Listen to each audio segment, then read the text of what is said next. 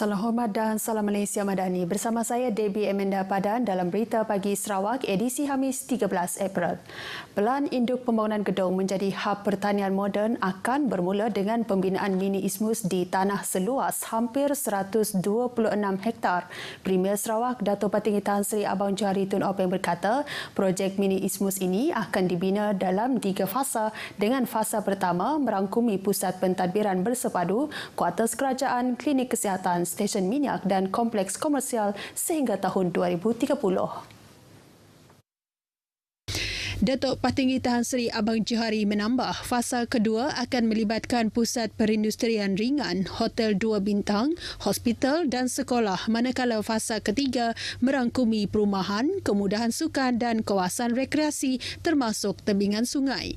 Tambahnya, deposit rumah berjumlah RM10,000 akan ditanggung oleh kerajaan negeri dengan tawaran baki pinjaman oleh anak syarikat kerajaan negeri beserta kadar faedah hanya 1%. Dengan sasaran gedung menjadi hub pertanian moden yang juga meliputi perancangan pembinaan Autonomous Rapid Transit ART menerusi jalan baharu menghubungkan Serian dengan Gedong sepanjang 19 km, seterusnya Gedong ke Samarahan 74 km. Ini sekaligus akan membuka kawasan baharu dan kemudahan untuk penduduk termasuk laluan parit dan tali air sesuai kawasan tumpuan pertanian moden. Kawasan Hulu Semunjan juga katanya akan dihubungkan dengan Gedong menerusi Samalato bermula hujung tahun ini dan dijangka siap dalam tempoh 36 bulan.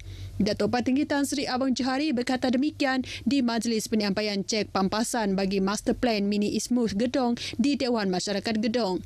Pada majlis tersebut, Premier Sarawak menyerahkan 114 cek pampasan bernilai RM5.2 juta kepada 82 penerima. Sementara itu, Kerajaan Sarawak telah memutuskan hanya memberi bonus kepada penjawat awam di negeri ini pada penghujung tahun sahaja. Premier Sarawak Dato' Patinggi Tan Sri Abang Johari Tun Openg berkata, justru tiada pemberian bonus sempena sambutan Hari Raya Aidilfitri kelak. Menurut Dato' Patinggi Tan Sri Abang Johari, keputusan rasional itu adalah bagi berlaku adil kepada masyarakat di negeri ini yang menyambut pelbagai perayaan. Beliau berkata demikian dalam sidang media selepas Majlis Penyampaian Cek Pampasan bagi projek Master Plan Mini Ismus Gedong Samarahan di Dewan Masyarakat Gedong. Dato' Patinggi Tan Sri Abang Johari menambah, pemberian bonus pada penghujung tahun itu adalah penting yang akan membantu perbelanjaan ibu bapa yang mana anak mereka akan memulakan persekolahan. Dalam pada itu, Premier Sarawak juga mengingatkan masyarakat untuk berfikir dengan rasional dalam membuat perbelanjaan untuk musim perayaan ini. Golongan muda perlu dipupuk dengan kesedaran keselamatan jalan raya dalam usaha mengurangkan kadar kemalangan jalan raya. Menteri Pengangkutan Sarawak Dato' Sri Lee Kim Shin memberitahu keselamatan jalan raya dititikberatkan kerajaan berikutan pertambahan pengguna jalan raya dari hari ke hari selain kadar kemalangan yang meningkat. Dato' Sri Lee menjelaskan menerusi kempen keselamatan jalan raya semasa musim perayaan setiap tahun tidak memberi impak yang berkesan.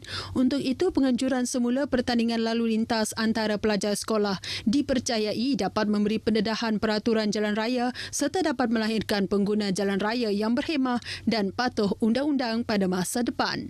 Ujarnya, pertandingan lalu lintas Sarawak atau Sarawak Traffic Games pernah dimulakan oleh Shell sejak 1993 merupakan program pendidikan yang sangat berkesan dengan 6 taman trafik iaitu di Kuching, Sibu, Sri Aman, Sarike, Bintulu dan Miri telah dibina untuk penganjuran program tersebut. By doing that, I think that is a very good education program where it involves not only the student but also the teachers and the parents. So that's why when we ask around, I think all of them feel that this is a good road safety education that we should continue with it.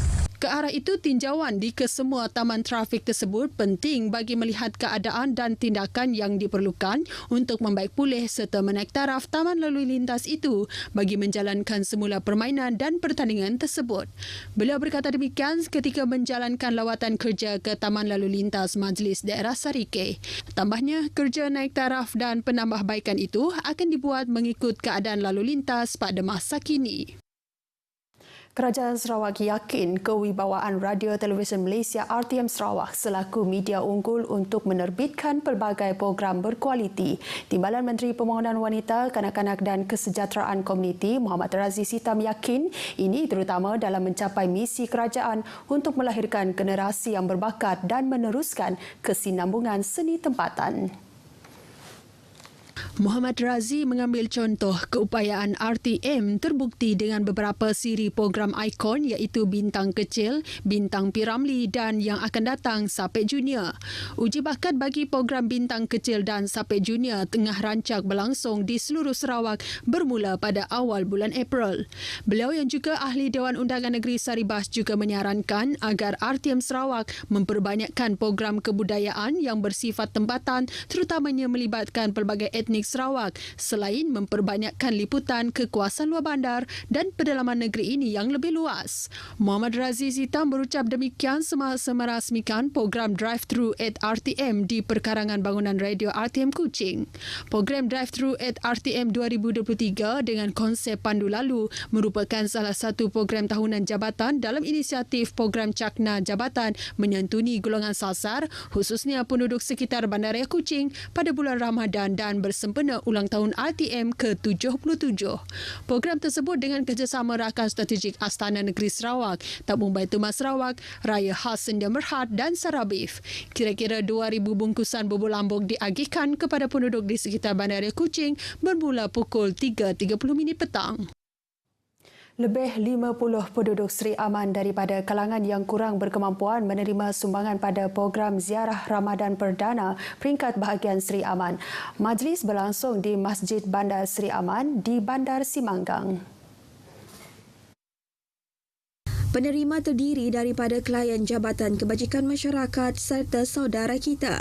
Turut disampaikan infak Ramadan kepada penduduk dari kawasan Dewan Undangan Negeri Dun Lingga. Sumbangan diserahkan Adun Lingga, Dayang Norazah Awang Sohor bersama Ahli Parlimen Batang Lupar Muhammad Syafizan Kipli.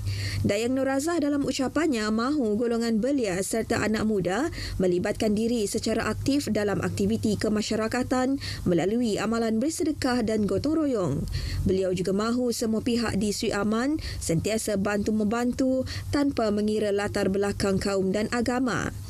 Kerjasama daripada jabatan serta agensi kerajaan termasuk persatuan dan pihak swasta juga amat dialu-alukan untuk menyantuni rakyat yang memerlukan perhatian. Terdahulu Dayang Norazah bersama Muhammad Syafizan mengagihkan bubur lambuk kepada penduduk sekitar. Jabatan Kesihatan Negeri JKN Sarawak nafi dakwaan tidak memberikan perkhidmatan kesihatan kepada seorang pesakit kanser yang mengalami masalah maikat seperti yang dilaporkan dalam media baru-baru ini.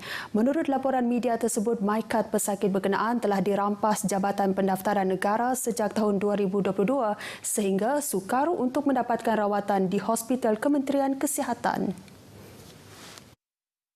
Menyangkal dakwaan itu, Pengarah Jabatan Kesihatan Negeri Sarawak Dr. Oi Chu Hok dalam kenyataan media memaklumkan bahawa perkhidmatan kesihatan terus diberikan kepada pesakit berkenaan tanpa mengira status pendaftaran maikat dan kewarganegaraan pesakit. Menjelaskan perkara berkenaan, katanya individu tersebut telah mendapat rawatan dan di bawah pemantauan pakar bedah di Hospital Miri. Menurut Dr. Oi lagi, hospital berkenaan telah melakukan beberapa prosedur termasuk pembedahan pada 17 Februari tahun ini dan pengimejan susulan pada Mac lepas. Individu tersebut juga telah diberikan janji temu rawatan susulan di klinik pakar di hospital yang sama. Tambahnya lagi, pada 1 April lepas, pesakit tersebut telah mendapatkan rawatan di unit kecemasan dan trauma Hospital Lawas. Jelas Dr. Oi, pihaknya juga telah menghubungi anak perempuan pesakit berkenaan dan mengesahkan kedua-dua hospital tersebut tidak pernah menolak untuk memberi rawatan kepadanya. Sehubungan itu, JKN Sarawak sekali lagi menegaskan pihaknya sentiasa komited memberikan perkhidmatan yang terbaik kepada rakyat Sarawak tanpa mengira latar belakang namun tertakluk kepada undang-undang dan peraturan semasa. Seramai 104 orang penerima terdiri daripada golongan asnaf daerah Limbang dipilih untuk menerima bantuan kewangan berjumlah RM82,950 daripada Tabung Baitumal Sarawak TBS. Ketua Bahagian TBS Limbang, Junidi Lamat berkata, dengan adanya bantuan tersebut, ia dapat meringankan beban penerima pada bulan Ramadan dan persediaan untuk menyambut perayaan Aidilfitri yang bakal tiba. Junidi Lamat memberitahu demikian pada majlis iftar bersama asnaf bersempena program Kasih Ramadan di Limbang. Pada majlis itu turut disampaikan sumbangan bantuan kotak putih dan bantuan kasih kenyalang kepada mereka yang menerima bantuan sara hidup di bawah TBS Limbang. Sementara itu, TBS telah mengagihkan sebanyak 22.7 juta ringgit zakat kepada golongan asnaf setakat ini. Ia diagihkan menerusi 4 program utama, iaitu program mengukuhkan tradisi keilmuan, membangunkan institusi Islam, memantapkan kebajikan ummah dan program peningkatan kemahiran ummah. Pembayaran zakat fitrah secara bersemuka kepada amil yang ditauliahkan masih menjadi pilihan buat umat Islam dalam menunaikan kewajipan rukun Islam keempat tersebut. Tinjauan kru ATM di Meradong mendapati masih ramai umat Islam memilih cara pembayaran bersemuka walaupun pelbagai kaedah telah disediakan bagi memudahkan urusan pembayaran zakat fitrah. Menurut seorang amil di Meradong, Jafar Majid, walaupun kini terdapat pelbagai kaedah pembayaran zakat termasuk secara dalam talian ditawarkan, namun sebahagian besar pembayar zakat fitrah di kawasan itu masih memilih kaedah bersemuka. Kita langgar dengan cara itulah. Cara tu lebih meresap, maksudnya lebih kita mendoakan kedua-dua pihak, mengaminkan doa sebelah pihak dan sebelah pihak, jadinya meresap. Ujarnya masyarakat Islam sudah terbiasa dengan kaedah tersebut sejak dari dahulu lagi, menyebabkan ramai yang masih memilih pembayaran zakat secara bersemuka kepada amil. Sementara itu, bagi pembayar zakat Muhammad Syafiq Haziq Razwan, kaedah pembayaran secara bersemuka baginya lebih afdal disebabkan adanya akad dengan amil sebelum melafazkan ijab. So, ini adalah cara saya. Kita tak salahkan yang bayar online tu, tapi adalah lebih afdal kita bayar secara berhadapan dengan amil. Manakala bagi Syahrul Azrin Syahruddin berpendapat keberadaan amil memberi kelebihan terhadap masyarakat yang kurang mahir dalam pembayar secara dalam talian. Untuk warga-warga emas, untuk warga-warga emas yang tak erti nak menggunakan kaedah pembayaran online, di amil ni memang jadi tumpuan untuk warga-warga emas kat sini lah. Orang yang kita dia tak pandai nak menggunakan IT.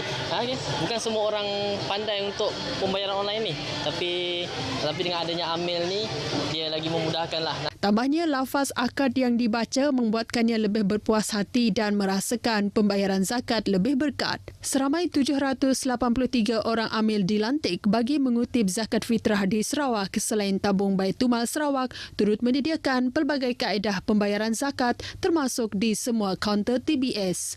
Bayaran zakat fitrah juga boleh dibayar secara dalam talian melalui portal rasmi Baitumal, aplikasi TBS, melalui perbankan dalam talian seperti Maybank Tuju, Maybank QR Pay, Bank Muamalat QR Pay, MyEG, Snap NPay dan Sarawak Pay. Sekian berita pagi Sarawak. Salam Malaysia Madani.